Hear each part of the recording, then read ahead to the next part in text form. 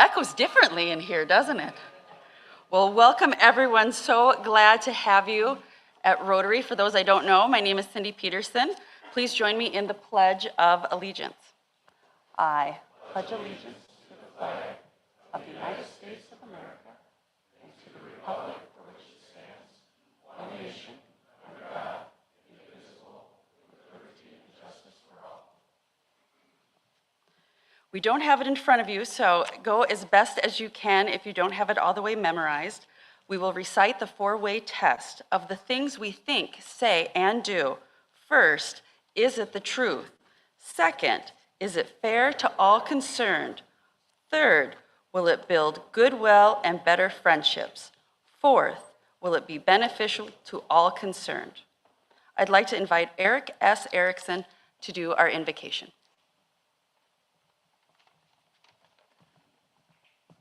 Thank you, President Cindy. Good afternoon, fellow Rotarians. Before I do our invocation, I'd like to read a land acknowledgement provided to me by the South Dakota Indian Urban Health here in Sioux Falls. We acknowledge the land that we occupy here in Sioux Falls is the ancestral, traditional, and contemporary land of the Dakota, Lakota, and Nakota people. We acknowledge that before the city was named Sioux Falls, this place was called home by the people indigenous to this region, who were removed from their land. Today especially, but also every day, let us recommit to reconciliation with our indigenous relatives and support a bright future for the original caretakers of their land. Please bow your heads. Dear Lord, guide us in all that we do, set our hearts on the things that you care about, seeing people as your creation and putting aside our own self-interest so that we can serve those in need. Help us to avoid the temptation of this world and to instead bring peace where it would be easy to create conflict. Open our eyes to see the power and tranquility, the healing and forgiveness, and the beauty and servanthood. Thanks for the gifts of arts and science that are displayed and celebrated here at the Washington Pavilion. And thank you for this group of people who embrace truth, fairness, goodwill, and mutual benefit. We ask that today you inspire all the words spoken here and bless the friendships developed. In your name, amen.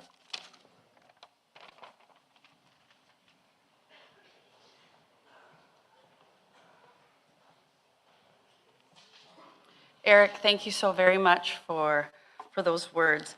It is Native American Day, and in recognition of the day, I would like to read a summary that brings us back to 1990. South Dakota was the first state to officially celebrate Native Americans Day each year on the second Monday of October. Elsewhere, the day is observed as Columbus Day. The South Dakota legislature established the Native Americans Day holiday at the urging of Governor George S. Mickelson. He declared 1990 as a year of reconciliation and called for the first Native Americans Day observance to be held at Crazy Horse Memorial, where the likeness of the Lakota leader is being carved to honor the Native Americans. At the first holiday gathering held at Crazy Horse Memorial, Governor Mickelson told more than 1,200 people, "We can't turn back the clock. We can only turn to the future together. What we can do as leaders, both Native American and white, is teach others that we can change attitudes." Because it is Native American Day, our junior Rotarians have the day off of school, but they will be back with us next week. Because the room is dark and we're not really seated in a way we can pass a microphone, I just want to thank all of our guests for being here and thank the Rotarians that invited them. I hope that you enjoy your Monday with us today. We have a new member induction, and with that, I will invite Alyssa, Matt, to introduce Dr. J. Perry.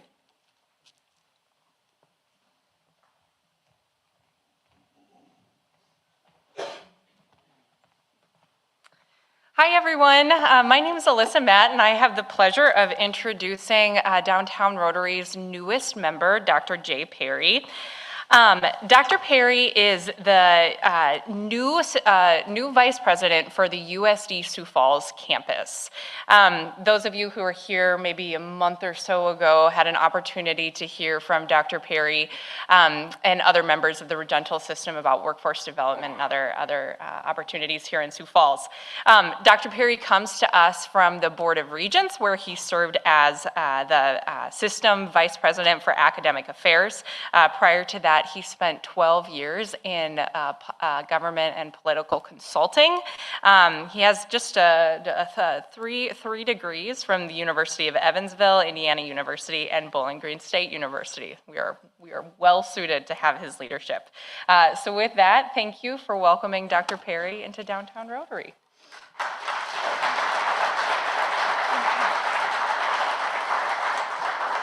Dr. Perry, we'd love for you to say a few words about why you said yes to being a downtown Rotarian. Well, thank you. As an old history professor, I'm prone to droning on, but I will not do that today. But I am very excited to be part of this organization and very excited to be in Sioux Falls. I was a member of Rotary in Pierre for the 7.5 years that I lived there, and really enjoyed being a part of that organization, and was really anxious to replicate that now in my new home of Sioux Falls. So thank you all for having me. I look forward to getting to meet you all and doing good Rotarian work.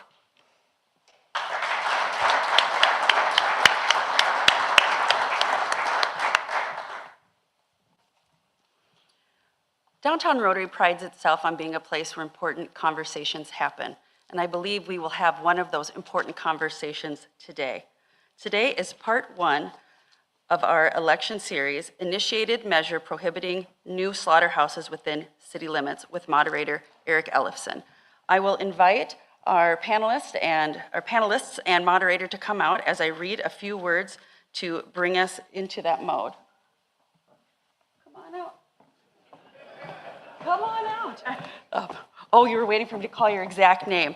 No, we're just going to do it all together. So today we are hosting the first of a two-part conversation regarding the initiated measure involving the construction of new slaughterhouses within the Sioux Falls city limits. This moderated conversation is aimed at better understanding both sides of the issue. Individuals representing each side will debate the merits of the initiated measure on which Sioux Falls residents will be voting November 8th. Joining us today to encourage voting no on the ban, we have Christine Erickson, former City Council member and chair of Sioux Falls Open for Business, Glen Muller, Executive Director of South Dakota Pork Producers, and Jeff Griffin, CEO of our Greater Sioux Falls Chamber of Commerce. As a point of reference, on October 24th, the second conversation will take place. Eric, thank you for moderating today. I'll turn it over to you. Thank you, President Cindy. Pleasure to be here. It's awfully bright sitting underneath these lights, so if we're squinting, I apologize, but I just want to say thank you to everyone who's joined this conversation and those that are online and those who will ultimately see this in the future. Much appreciation for giving us your time.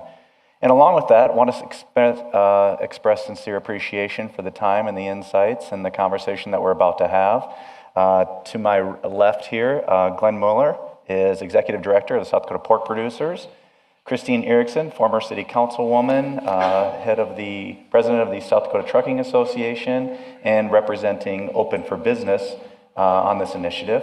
And then President and CEO of Sioux Falls Chamber of Commerce, Jeff Griffin. Each of you, thank you very much for being here. Thank you.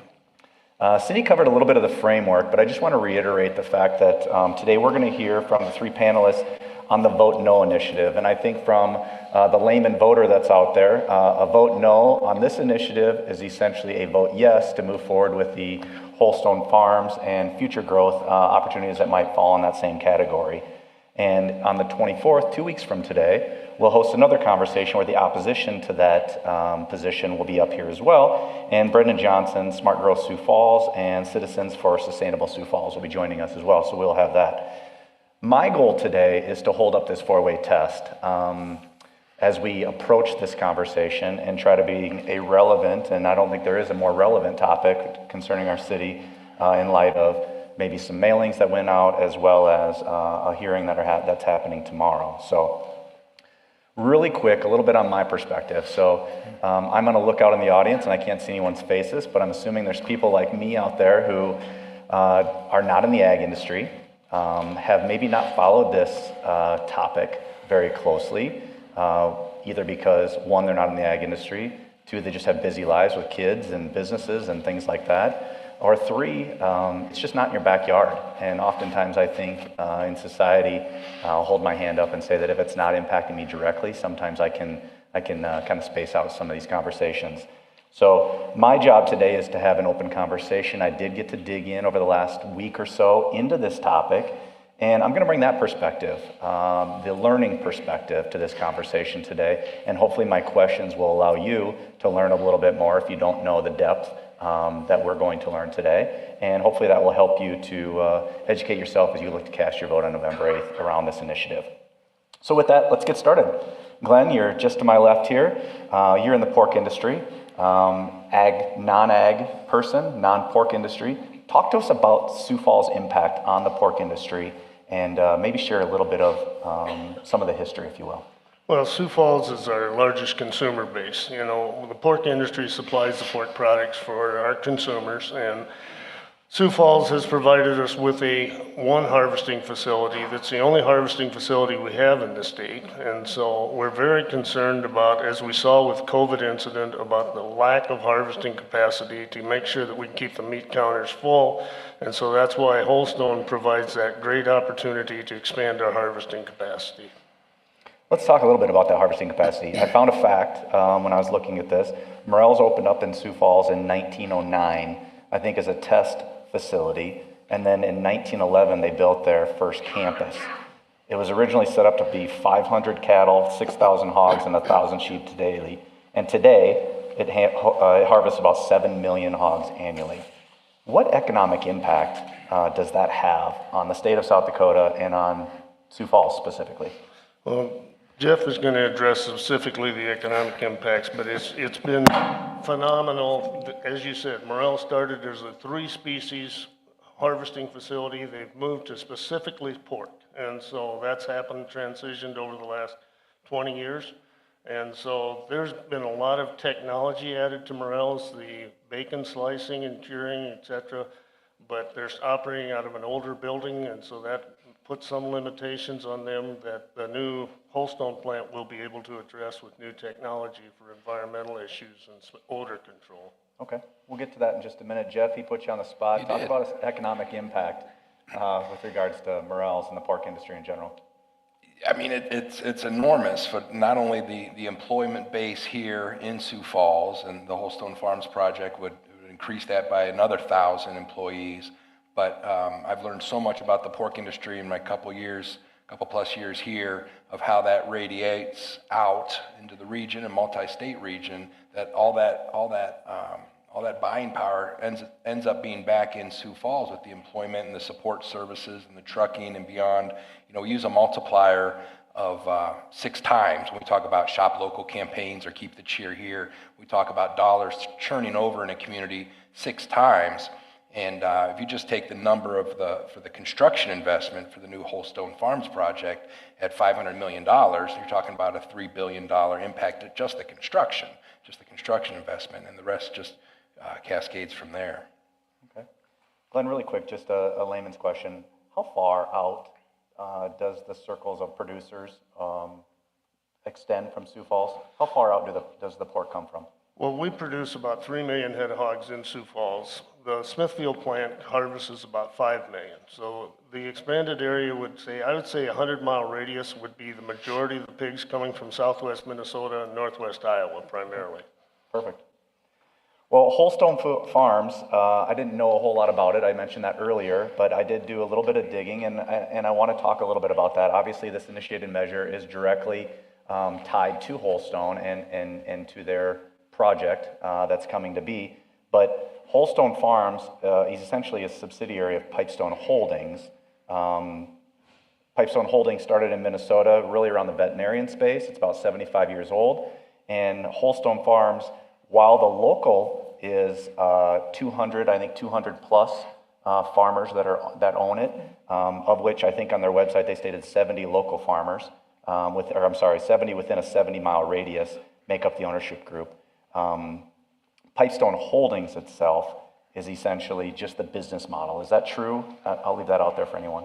Pipestone Holdings is the sow facilities that have been managed by Pipestone Systems, which is the veterinary supply portion of Pipestone, and the Holstone is the harvesting. They're all separate entities in and of themselves. Okay. So, but there is some interaction. We have 26 producers in South Dakota that will actually be stakeholders and investors in the Holstone project. Okay. Well, let's talk about the Holstone project. Obviously, it's the number one item behind this initiative. Tell us a little bit. Jeff, you mentioned the $500 million for this facility that they're building. Christine, can you talk a little bit about where it's located and maybe some of the more general specifics around it? Yeah, thank you. So this is located just right, if you know where Great Bear is, it's before you get to Great Bear, right off the interstate there. The whole, and I don't know if that's me or what, sorry if it is.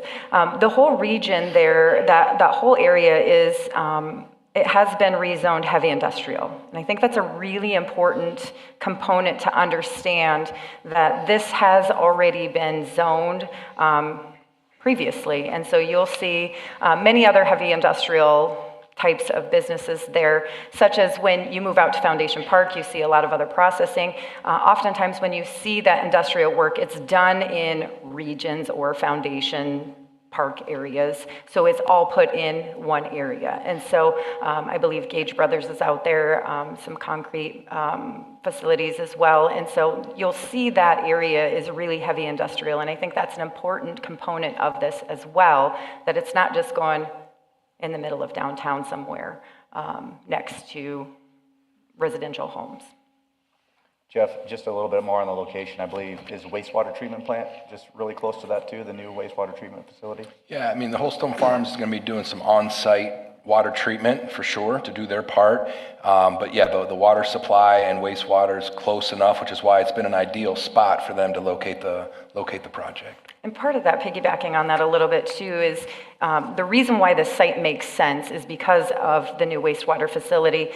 Just a couple of years ago when I was on the city council, we did appropriate funding and have a new wastewater treatment facility going in, and it's less ways to travel. It's right on the Big Sioux River, and I know we'll talk about discharge water and water usage as well in a little bit, but that component was critical as well.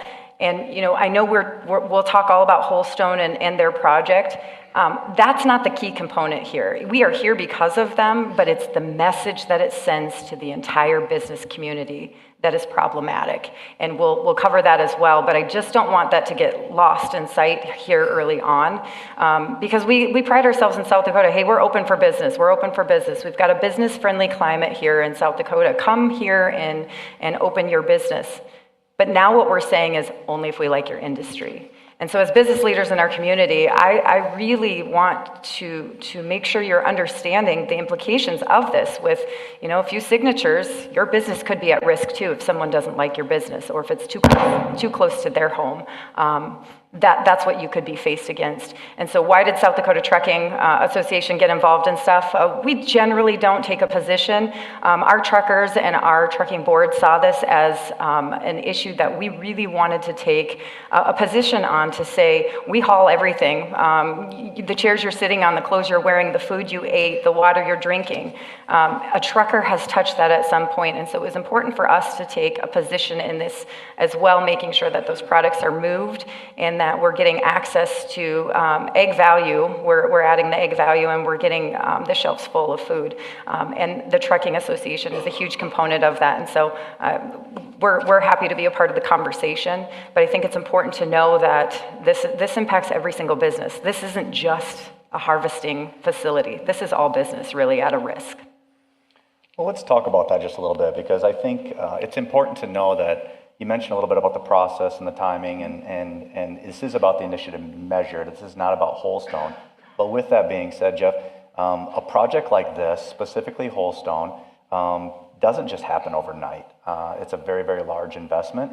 Can you back us up a little bit and just talk about when did the conversation start? Who did they start with? Let's talk a little bit about the location and how that location was selected, or was that a Holstone thing? Was that a state thing? Was that a city thing? Yeah, it was all of the above, and sometimes people come to me early about rumors they hear about new businesses, and I'm not trying to put this off, but it is true. Bob Munt and his team with their non-disclosure agreements and so forth, I don't intervene in those, and that's for good reason, to keep that locked down. But yeah, the city was involved, the state was involved. Many sites were explored for this project, and because the zoning was in place and because the permits have all been put in place, is how Holstone Farms got across the finish line.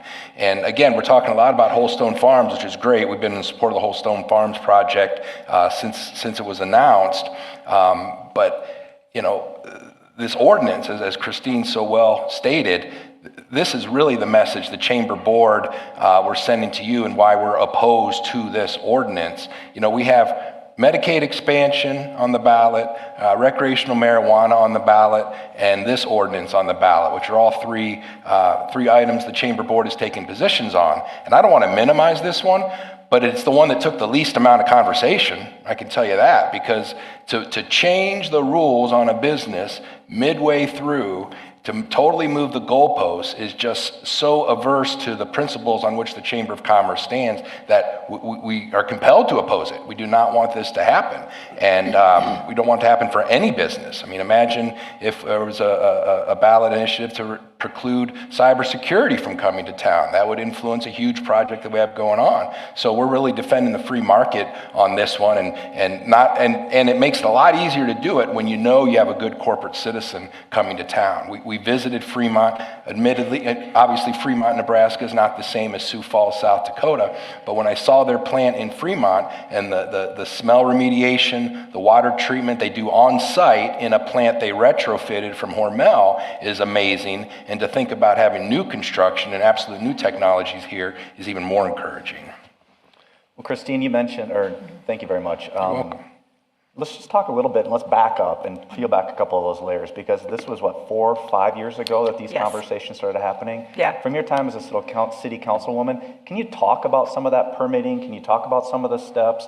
I think for the layman that doesn't follow it, I think that would be very important to hear. So a few years ago, Shape Sioux Falls went into place and changed the way, this was several years ago, and a lot of you probably remember the Walmart debate and some of those things.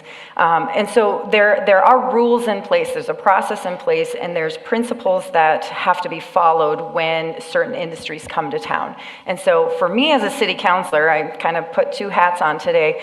For me as a city councilor, this process was in place based on previous ordinance, and so the Holstone was actually invited to this site location. I learned that a couple weeks ago that I thought was very fascinating as they toured the state and met with government officials from state and city. This location was an invitation for them to come because it had water, it had close to the interstate, it was zoned heavy industrial. It just made sense for this type of a project to take place. And so there has been I don't want to be an expert I don't want to pretend to be an expert on the whole permitting process, but they had to go through Danner. There was a time and place where comments could be filed. You can have those conversations throughout that time. As far as the city council is concerned, we do have an ordinance in place, which I'm happy to share with any of you if you'd like to see it, that already does say you have to have a site plan, you have to have outlining litter, odor, and product control measures. And it has to be approved by the health department as well as planning. So that exists today already. So whether you are another processing plant or your Burger King, I use that as an example because I know you all drive by that and can smell their flame burgers as you drive by. Every industry has some sort of a scent. And so there are mitigation processes in place currently. As we talked about, there was a mailer that went out. I encourage you to fact check. Please fact check me, fact check all of us up here as well as the opposition. Because when it says that once this is in place, there's nothing that can be done, that's not true. We have mitigations and we have ordinances in place that do outline what happens if there is a process that you don't like. Now, it means that you have to go forward and you have to, make your voice heard. I don't know if that's me, I'm sorry if it is.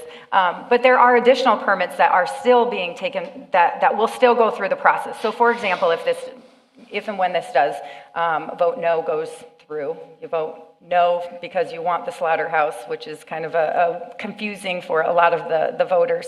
So when this does go through, there is still air permits that need to happen. There's water permits, and you all have an opportunity to weigh into those in that process if you choose to. I would say 99% of the people don't, but it is your right to be able to weigh in on some of those things. So for me as a city councilor, I walked through this a little bit differently. If I can digress just a tiny bit, I walked through this as a city councilor. Now I'm walking through this as an industry leader for the Trucking Association. So it's very two different perspectives, and both the while I came to the same conclusion. I met with both folks on both sides and said, tell me about this project. And just to be clear, I am not paid by Holstone. I am not on their payroll. I am not getting any contributions. I am doing this as a representative of the South Dakota Trucking and for those reasons only. And I think that's important to note some of those differences. And so for us, as I look at the industry and the city council, we had conversations to say, hey, what does this look like and how will this go through it? So I sat down with Holstone and I said, talk to me about your environmental impact. Talk to me about your wastewater. Talk to me about how you do this. I will tell you, there is not another processing facility in the United States like what you will see in Sioux Falls. And we should be proud to have the state-of-the-art technology and mitigation in our state. We run on ag in our businesses, and when ag does well, you all do well. It's just a fact for South Dakota that with it being our #1 industry, and so we've stepped up with them to making sure that we've learned the process, we've understand what they stand for, and we also understand that they are not just meeting expectations, but they're exceeding them. We're talking a little bit about, well, you've talked about two of your hats. We're talking a little bit about the opposition, but I'm curious about Open for Business. Yes. So can you put that hat on? Can you talk to us a little bit about why it was formed? Who are the players behind it? Give us a little bit more information on why that group is who it is today. So Sioux Falls, maybe it's my mic. It's not working? Maybe it is, okay. I moved too much, I'm sorry. Sioux Falls Open for Business was formed after the signatures were submitted and the campaign launched by the opposition. We certainly didn't want the ag voices to go unheard, and so we started banding together with all different kinds of ag businesses. I brought my list because I didn't want to leave anybody out, but we recently had a group that is encouraging a no vote on the zoning ordinance, and this is Ag United for South Dakota, East River Electric Power Cooperative. Okay, should I take this off? Okay, we're good. It must have been mine. Agribusiness Association, Association of Cooperatives, Cattlemen's Association, Corn Growers, Dairy Producers, Farm Bureau, Municipal League, Pork Producers, Poultry Industries, Retailers, Soybean Stock Growers, Trucking, Sioux Metro Growth Compliance, the Chamber, and the list goes on and on and on. And many of those businesses that were maybe in opposition of where we stood have also joined our forces as well because they realize the impact it can have on their particular businesses. So we joined together to try to get our message out, letting just really Sioux Falls and really the state as a whole know that we are open for business. We want to encourage innovative technology, and we want to encourage that state-of-the-art facility that is like no other to come to South Dakota. So that's where we started. We've launched our campaign. Glenn, myself, Brenda, Lauren Pankratz, I think he may be here. We've got a core team that meets for weekly calls. We talk about our strategies and really the message that we want to bring out to the business community of what this stands for. I'd just like to expand on that a little bit. Christine did a nice job of saying that it's gotten to be a selective. Holstone brought this to the forefront, but the implications of this initiated measure are much more far-reaching than that. You're going to select businesses, and if you look at the second section, it provides for existing harvesting facilities to expand so long as they stay at the same location. Well, that restricts should Smithfield ever want to move from their current location. They are unable to do that. And the second thing that's more importantly for our industry is we have a lot of interest since COVID of people wanting to source their pigs directly from the producer. And so The last locker plant we had in Sioux Falls was Western Lockers, which closed a few years back, and we're seeing a great expansion in the rural areas of locker plants, and that's going to be prohibited if this goes through, because you've not only eliminated Holstone, but you've eliminated anybody else that you don't want in your neighborhood by going to the initiated measure process. You brought up the initiated measure process. Let's talk about that. And Glenn, Christine, Jeff, I'll maybe look at Jeff here on this one, but what are the specifics behind that? How does that become, and I guess I'll say, why a ballot versus just like a public weighing in through the traditional channels like permitting and so on and so forth? Yeah, I mean, simplest of terms, the process in place right now, supported by the law, is to pass a petition with, I think it's 6%. There's a percentage of folks that Signatures. that to get your signatures is based on a threshold of the percentage of registered voters, and you can pass that petition and get an issue on the ballot. So, and here again, we had some wanting us to come out in opposition to that in the beginning, and those are the rules right now, to gather the signatures to get on the ballot. Part of me wishes that weren't the rule, but anytime you change, you want a rule change, maybe it'll come back to bite you later. But so they got the signatures to put on the ballot. So by law, that's the way it is right now. I mean, there's debate right now, which should be settled in the next week, about how it could apply to Holstone because of where they are in the process with their permits and so forth. So even with that ballot initiative, it may not undo this project. And again, we're keeping them as separate issues to the best of our ability, because a no vote on this ballot issue says to the state and the world that we are open for business and we are business friendly, because we know there's been adverse effects. You do not want to get out there the word that Sioux Falls changes the rules. So, the citizens who signed the petition, they followed the rules as they presently are. Christina alluded to it earlier. All of us are working for the organizations that Christine listed out. I approached some of the folks that when I was asked to sign the ballot walking through downtown, and I could tell you, I'm making a general statement here, it's not meant to be, but the couple that I talked to really didn't know what they were even passing the petition to have signed. And there may be some who disagree with me in the room, but I guess that's between Rotary, that's why we have these conversations on, I guess, the internet, since we're live broadcasting. But when I asked a person if they knew about the specifics, they're asking me to sign the petition, and they didn't, and told me they were paid to be out there to solve it. That's a different dynamic. And I'm not taking anything away from the citizens' rights to do that, or the intentions of the opposition, but if folks had shown up in such mass at the rezoning back in 2017, the property wouldn't have been rezoned, is my guess. But no one did, and it is rezoned, and that's what we marketed that property for, and that's what it should be used for. Well, you pulled off a couple of comments there that I think open it up, and my agenda is quickly becoming obsolete at this point. Sorry about that. So just so you know, we're going to ad-lib a little bit, but 10,000 citizens essentially signed a petition. So there is a known concern out there, or at least there is an opposition side. Is it your opinion that we shouldn't have that opportunity to be able to do that as citizens? No, that is not my position at all. That's the way the rules are written right now, that to get an issue on the ballot, you obtain X amount of signatures. Do you think that should be changed? That would probably be for another day, but I think there's value in discussing that. There's real value.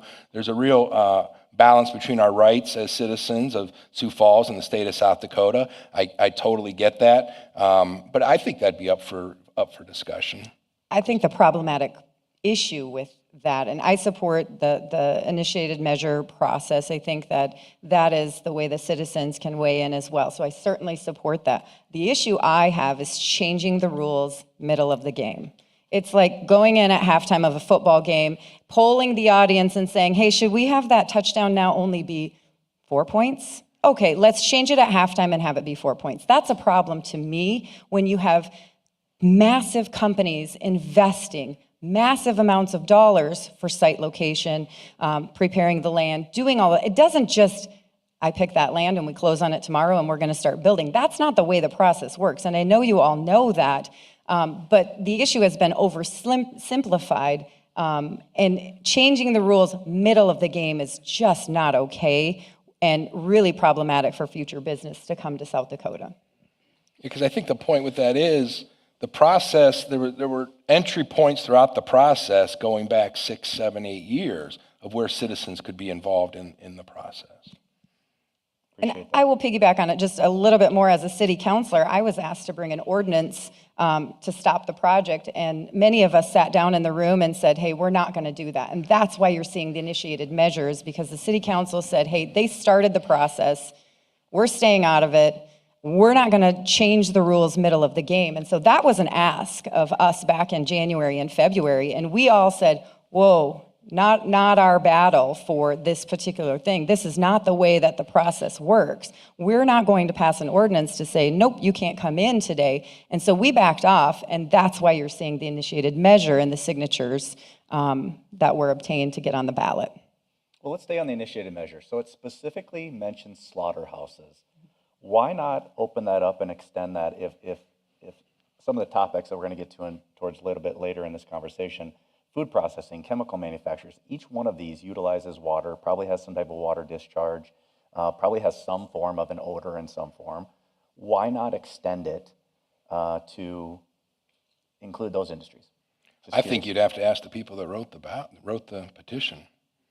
I think that's a great question for the opposition. I can speculate why, and I think some in the room have seen some of the stories of why, based on the location and who the opposition is.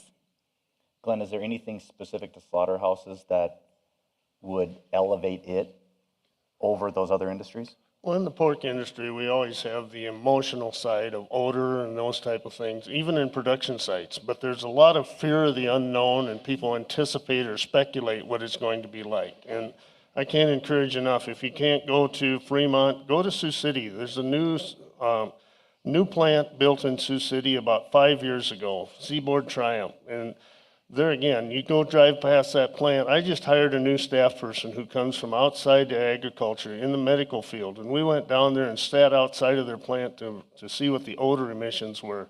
And she said, relatively, I wouldn't be able to smell it if I didn't know it was there. And so we look at industrial development. There's going to be some inconveniences. Traffic, there's going to be some dust potential, depending what it is.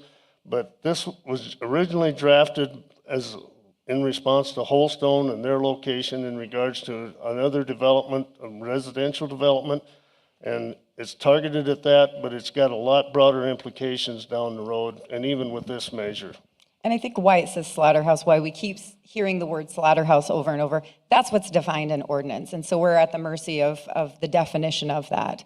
The other thing that you had brought up with the initiated measure, one of the questions that I've gotten a lot lately is the custom butcher shop that's going in place right now.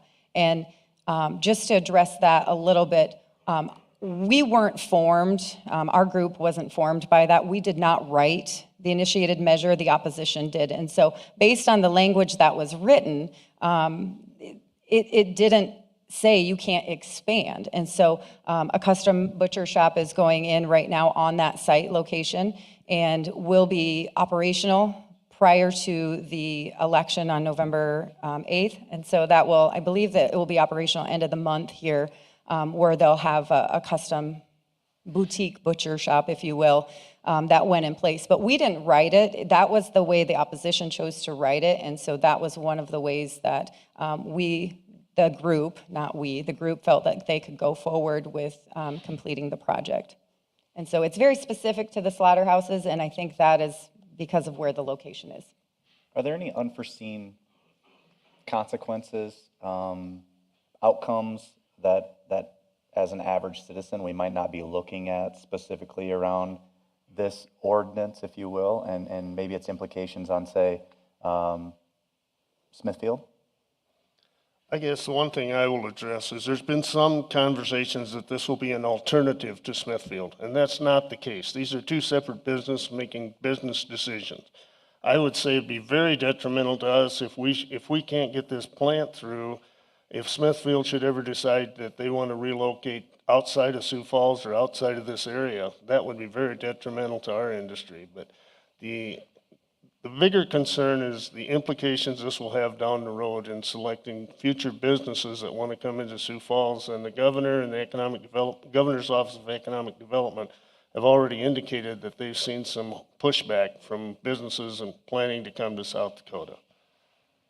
Well, I think this next question has been addressed, but Jeff, I'm going to give you the opportunity to speak maybe even more, if you feel, why the chamber is specifically standing up this initiative and coming out against it. And again, I don't mean to minimize this issue at all, but it is such a basic measure that when we have ordinances, zoning, we have rules in place that protect our community and attract the businesses we want to attract, that we do not veer from them. Christine said it before, the amount of money and research put into any project, let alone a $500 million pork processing plant, are significant. So we simply cannot be in a position where we're saying to future projects that your project could be at risk with some signatures getting a matter onto the ballot. It's really basic. And let me repeat this. Medicaid expansion and marijuana discussion took about 95% of our discussion time. And that may sound like I'm minimizing this, and I'm not. My point to you is this is so basic to our pro-business agenda that it was a really easy decision for the chamber to come to. When you get into the discussion, as it hits and the flyers come out and the fact checking needs to happen, it's not an unusual position for the Chamber of Commerce to be in that all of our 1,900 members don't agree upon something.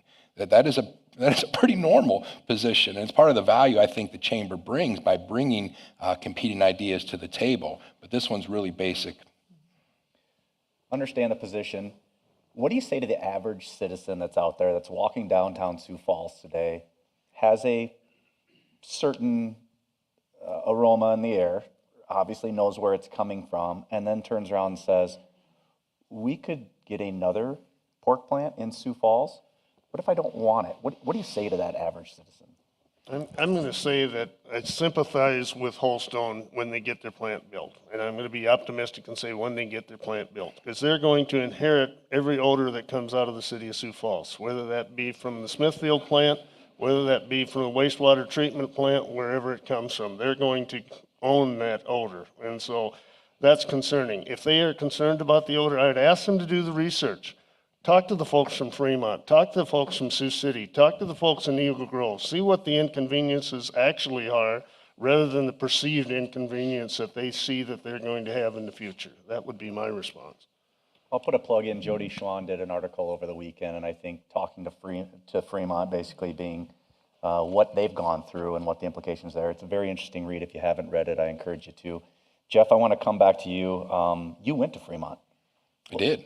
What was your perspective?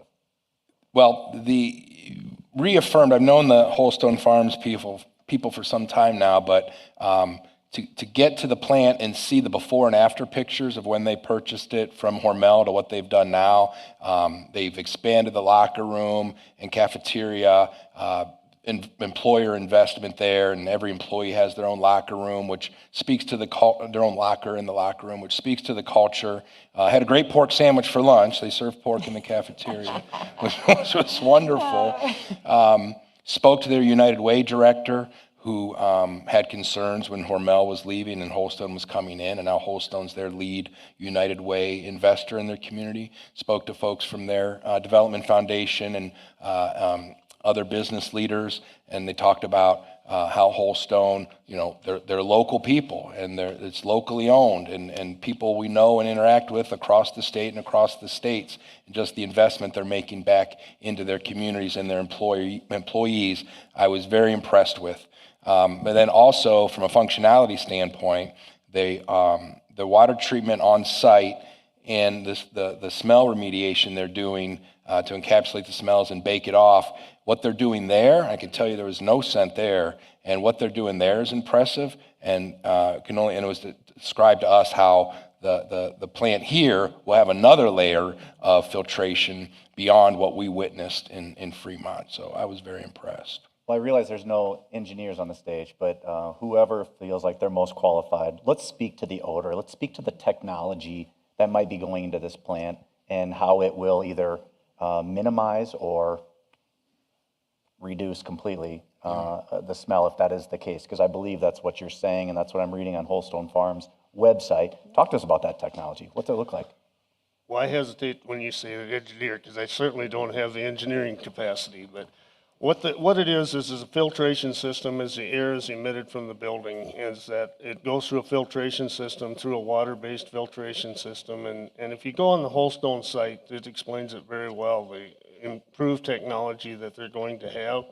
And that's the disadvantage that the Smithfield plant has. As you mentioned, it was built in 1909. Some of the structure minimizes their potential to reduce the odor to the extent that the Holstone plant could do. Now, there again, Smithfield inherits some odors that don't necessarily come from their facility, but they're the elephant in the room at this point in the game. But I would open it up to anything else as far as, but I would say Holstone would be the best representative, and they're very open to answer any questions you might have. They're very willing to have that conversation, and they could give you the technology they want to implement.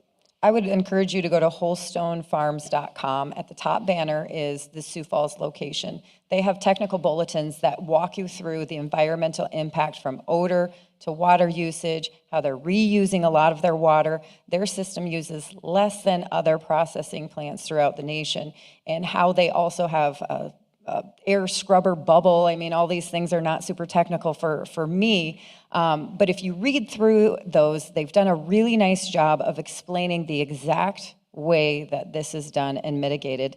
And like Jeff said, go to Fremont if you can. Read Jody's article. Jody's article was extremely well done of talking to, don't take my word for it. Look at what they've done in some of these other cities and how they've been a good neighbor. Let's talk a little bit about the other side of things with the environmental impact and the wastewater discharge and those. I think they're important conversations to have. So either Christine, Glenn, if you'd like to, let's talk a little bit about what that looks like from a pork production standpoint. What type of wastewater system is needed to be able to mitigate any damages from an environmental standpoint?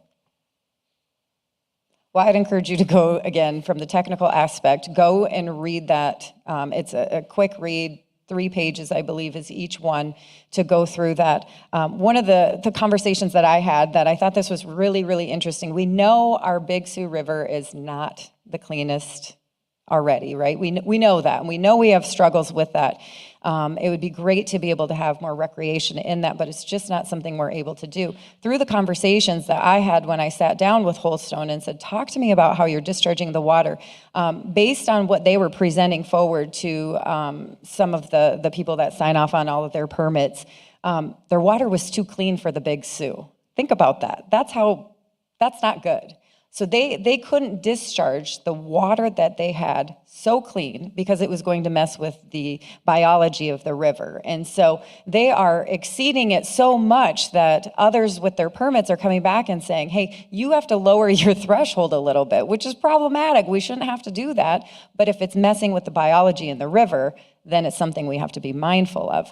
I just have you go back to that wholestonefarms.com. I'm not a representative for Holstone, so I don't want to misspeak about their process, but the mitigation and the presentations that I've been in to learn about their mitigation system for odor and water is really impressive. Never in my wildest dreams would I think I would be sitting on a stage talking about wastewater and odor control. But as we've continued to learn the process, they simply are just exceeding the expectations so much more than just what the federal government and the city and state are saying. You're mentioning expectations. Are there defined standards, Jeff? I mean, who sets those standards for some of these items? The odor side, the wastewater treatment?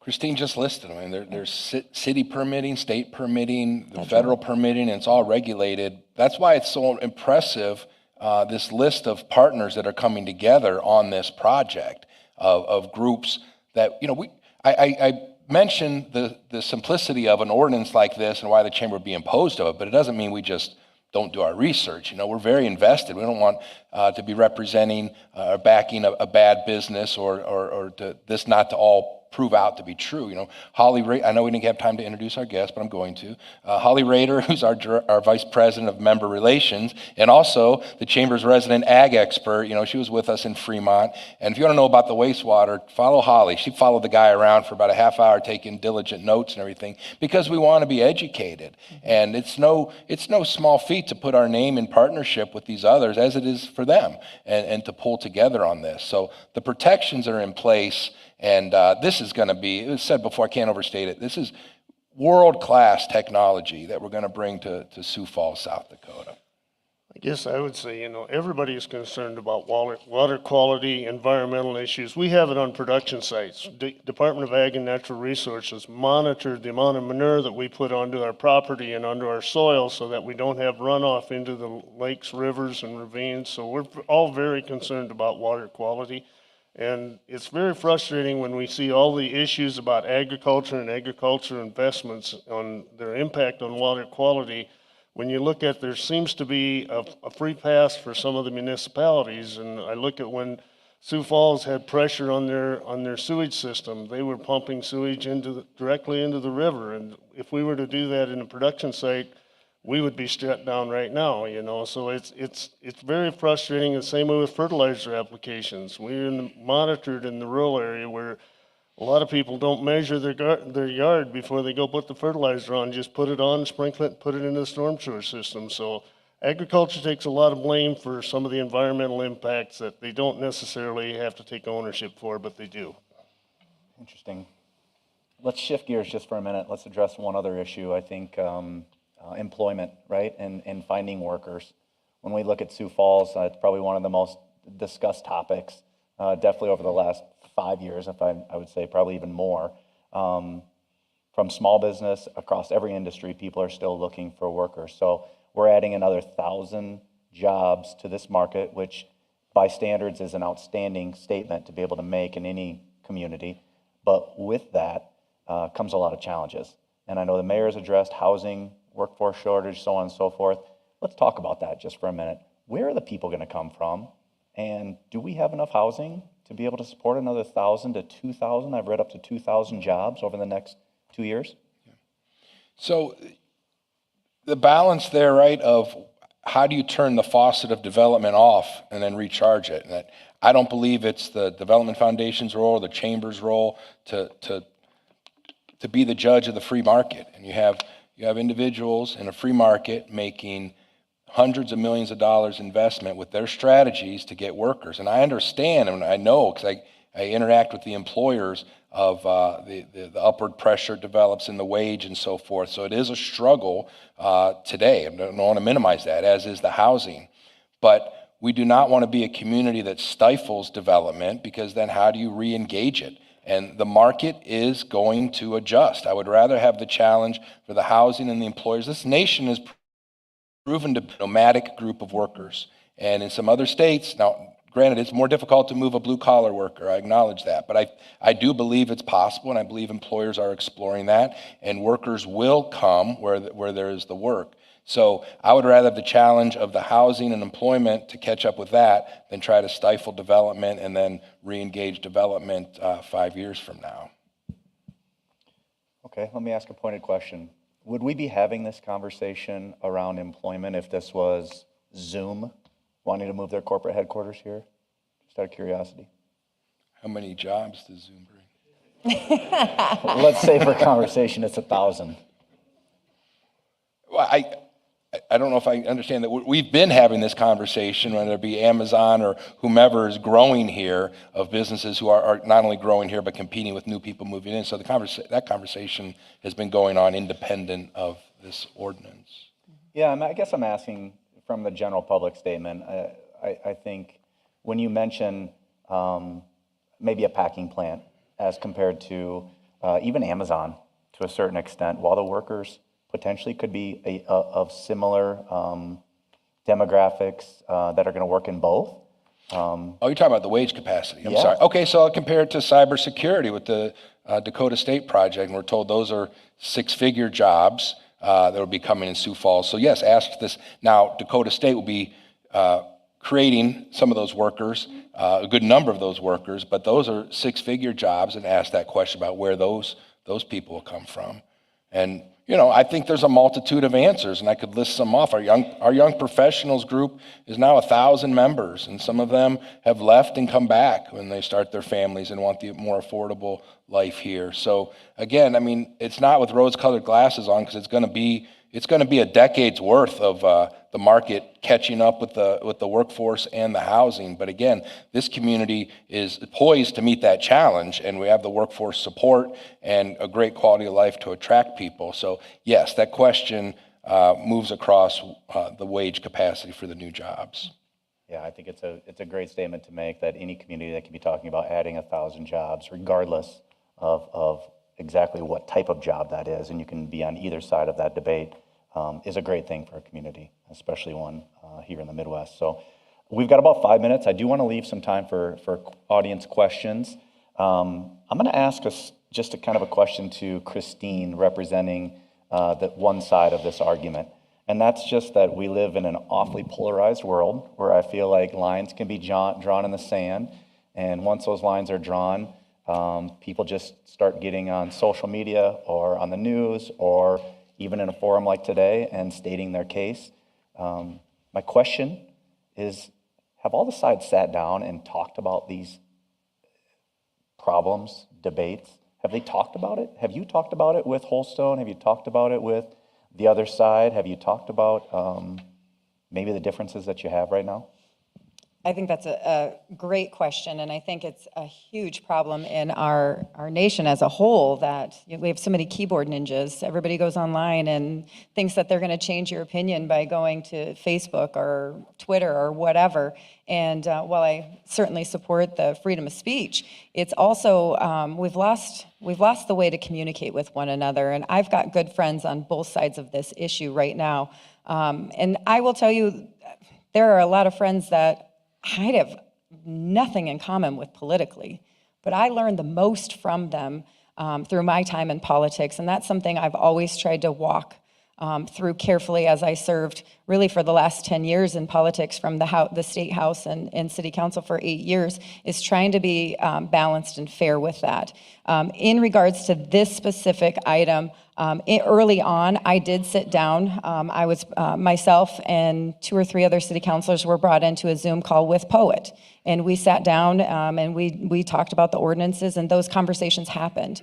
When that conversation didn't go with an ordinance, here came Smart Growth, and the opposition started coming forward to get signatures and to get groups together to band together for that. At no time did those groups ever reach out. I do know that Poet and Holstone has sat down and talked. It was actually in February, because that was a conversation I had between both groups. I said, just sit down and figure it out, right? It's that easy. It's not that easy, but they did sit down and talk. There's been lots of conversations with our current governor. There's been conversations with previous governors, previous mayors, current mayors, and so those conversations have taken place. Our group only formed because it's on the ballot. And so I have not sat down and talked with the opposition. I know them and know them well.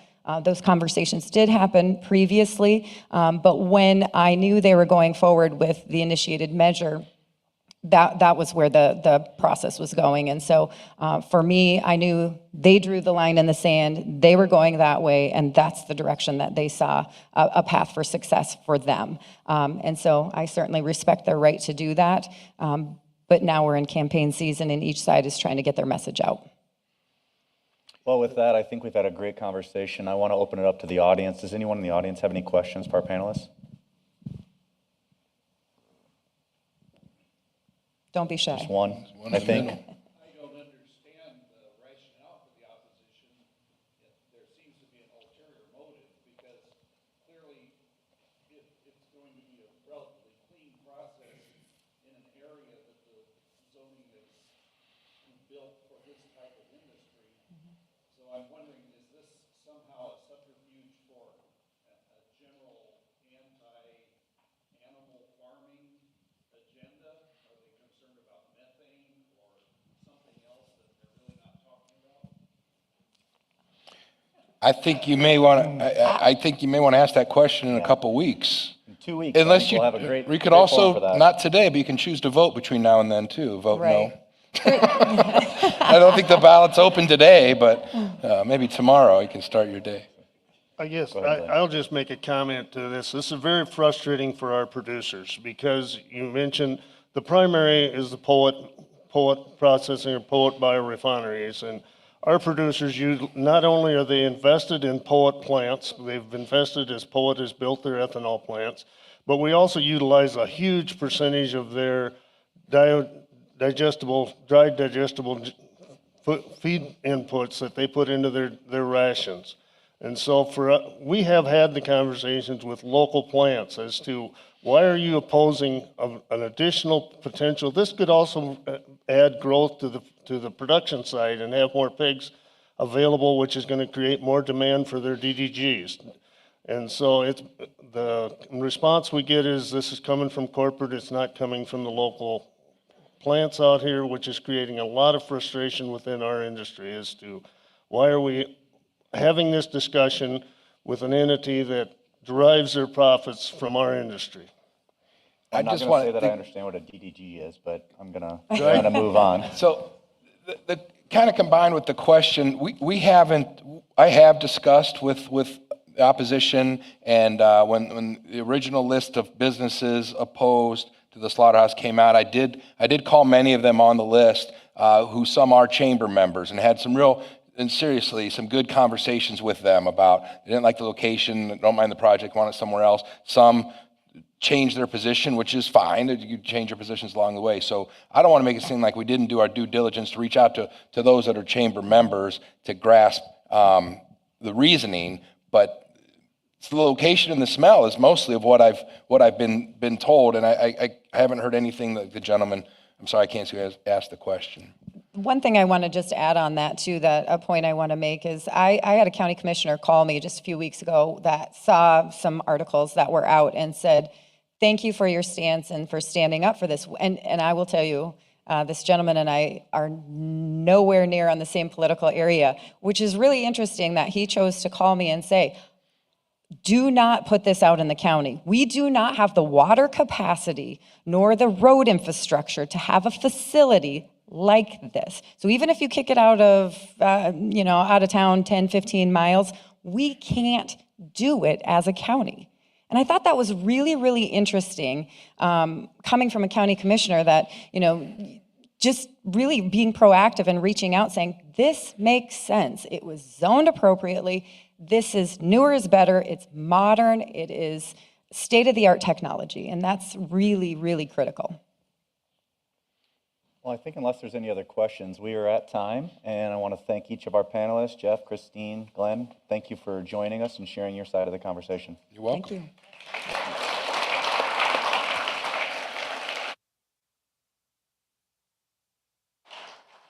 And Eric, thank you for moderating the conversation. Very appreciated. Next week, October 17th, we have our South Dakota gubernatorial race program. We will be back at the Holiday Inn. I can let you know that all of the candidates have been invited.